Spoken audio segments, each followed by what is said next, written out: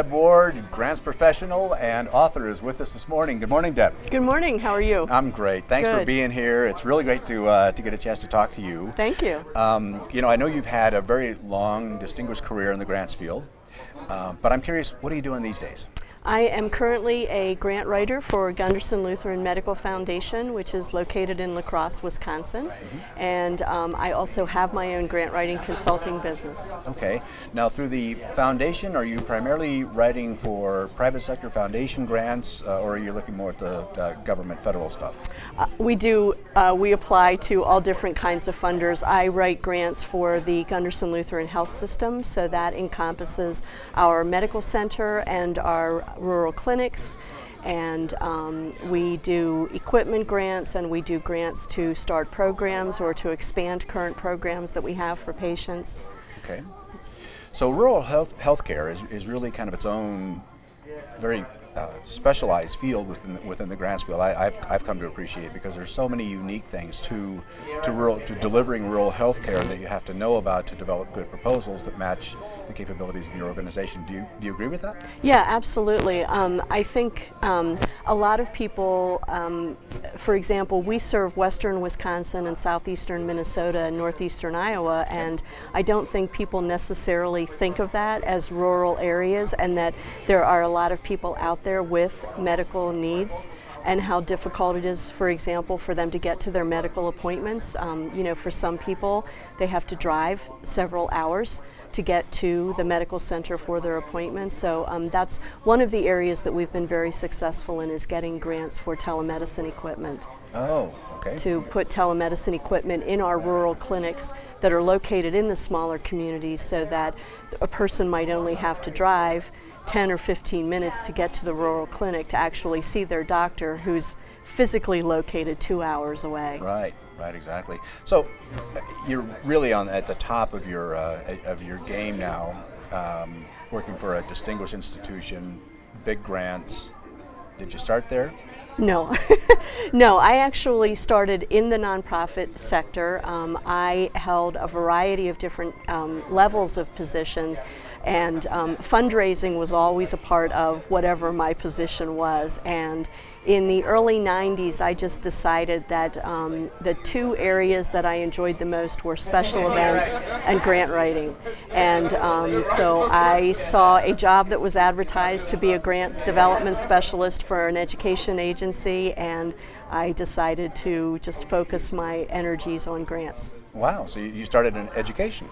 No, I didn't start in, you mean in terms of doing grants? Yes, okay. yes.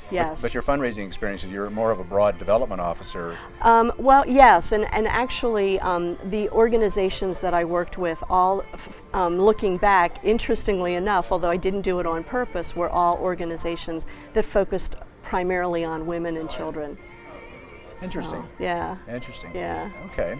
Now, I understand you've also written books. Yes. What? Yes, I have two books, Writing Grant Proposals That Win. The 4th edition just came out about 2 weeks ago, and my other book is Effective Grants Management, and that book came out last year.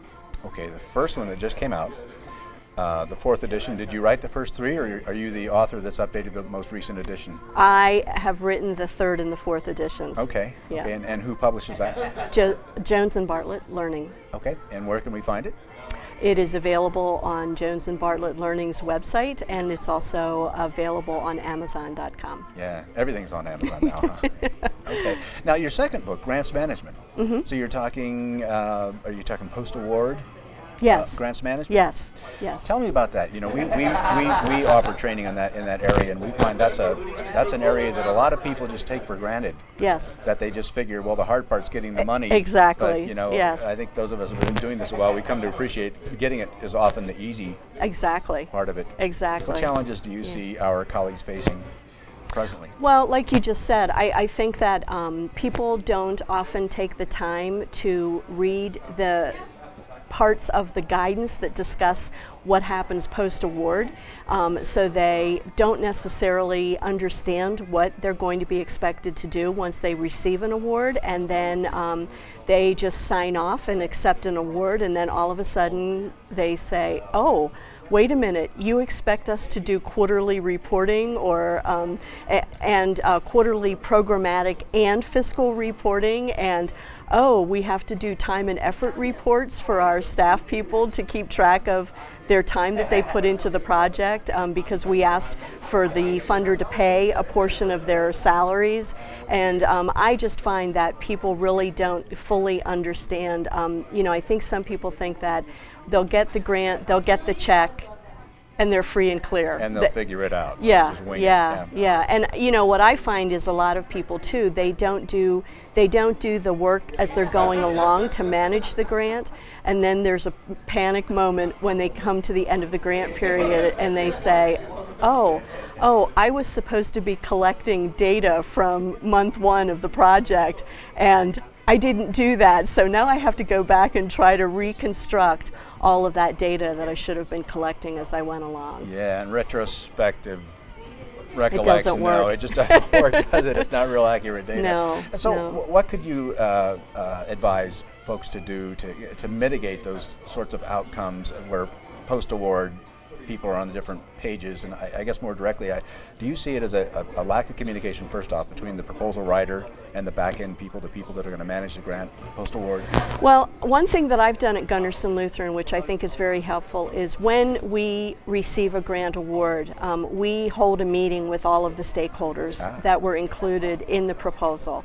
And I basically, although I'm not the project manager, I basically come in and show people the copy of what was submitted, and we go through it, and I make sure that they understand, okay, what objectives did we actually put into this proposal, and then I explain to them that these are the objectives that we're going to be expected to report back on. So if this objective obviously indicates that data is going to have to be collected to support this, then they know that, you know, right up front. And I also will then have conversations with the project managers as they're going along through the project, just little reminders like, are you still collecting this? Are you getting the time and effort reports? Are you, are you doing that kind of thing? So. And are you, so you're developing those proposals, and then you're also managing them post-award? In conjunction with the project director, yes. Wow, how about that? So I would guess if you were just on the back side of it, if you were just a grants administrator, that you would probably reach out as and collaborate with your grant writer, because in your mind you're connecting all the dots, knowing that what you're committing yourself to is what you got to do in the end. But I know I see over the years I've seen so many people who have been surprised. Yeah. That's a nice word for it, right? Yeah. Surprised by what they have to do. And well, it's my preference to have everybody involved from the get-go. All stakeholders. Yeah, because then, you cut down on that element of surprise, I think. Whereas if you bring somebody in when you've gotten the grant award and they haven't played a role in anything to do with the project development side, then it is very difficult for them, I think, to jump in at that point and get a complete understanding of what's supposed to happen. Okay. Let me change gears for a second here if I can. You're a GPA member. I'm a Charity Channel member. A Charity Channel member, okay, which is our colleagues, right? From this is a joint summit between Charity Channel and the Grant Professionals Association. Yes. Tell me about Charity Channel. We haven't really had any opportunities to discuss that yet in these interviews, oh, okay. Yeah, okay. Tell me about it. Charity Channel is an online community for people in the fundraising profession. So it actually covers not just grants, but it covers planned giving, major giving, all the different areas of fundraising. We set up, there are blogs on there, there are discussion groups, there are articles that come out every month. It's just basically a wealth of information for people that are in the fundraising field. Yeah, I was talking to Stephen Nill. Stephen Nill, the founder of Charity Channel, and still he runs it now, president and CEO. But I told him I think he had the first website I ever went to. Yeah. He's been on the web forever. Yeah. But it's a very robust community, and it's a very high standard of conversation. I guess very high level conversation. So I love reading the stuff there. So that's good. Yes. Okay. And coming to a conference like this, what do you get out of this? Well, you know, selfishly, I get to see people that normally I don't get to see, you know, any other time. I just think it's very good for me for networking purposes. For example, yesterday morning I sat in on the special interest group for healthcare. So that was very beneficial for me because I got to share war stories with my colleagues and hear that I'm not the only person that might be having specific issues or challenges, and it was just really good to connect with some people. And we said at the very end that you know, we were really fortunate to have that kind of an opportunity, so that now as we go forward, we can ask people for example, samples of funded proposals, or we can ask people for their grants, policies, and procedures within their organization, and we can share that kind of information, which is really important. Yeah, that's good, that networking, sharing of information. Yeah. And that also kind of then happens in a continuing basis through Charity Channel. Yes. So if there are other professionals who happen to see this video who are focused on rural healthcare specifically, or healthcare in general, Charity Channel would be a good place for them to network with you and other colleagues? Yep. Okay, good. Yep. I have one final question for you, but before I do that, I just want to kind of open it up and see if you have anything special you want to share, anything you want to say. I don't think so. Okay, then let me give you this one. Okay. You know, I've found that with a number of our colleagues that we've interviewed over the past few days here, that it seems like everybody has, if they retired today, which we're not ready to, of course, you know, but if they did, everybody seems to have that one real bright, shining moment in their fundraising career. Like that proudest moment, that big one that really sticks with you. You're going to think about 20 years from now in the rocking chair. Okay. Do you have one of those yet?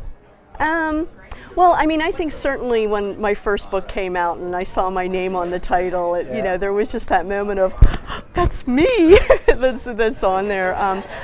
I feel a sense of excitement and joy every time I get a grant funded. Yeah. It doesn't for me, it doesn't ever wear off. You know, there's always that, yay, you know, all that hard work paid off, but now all the really hard work has to start, but I feel that way. So. Right. Well, thank you for being here, Deb. Thank you. Thanks Thank everybody you so for much watching. for the opportunity. This is Deb Ward.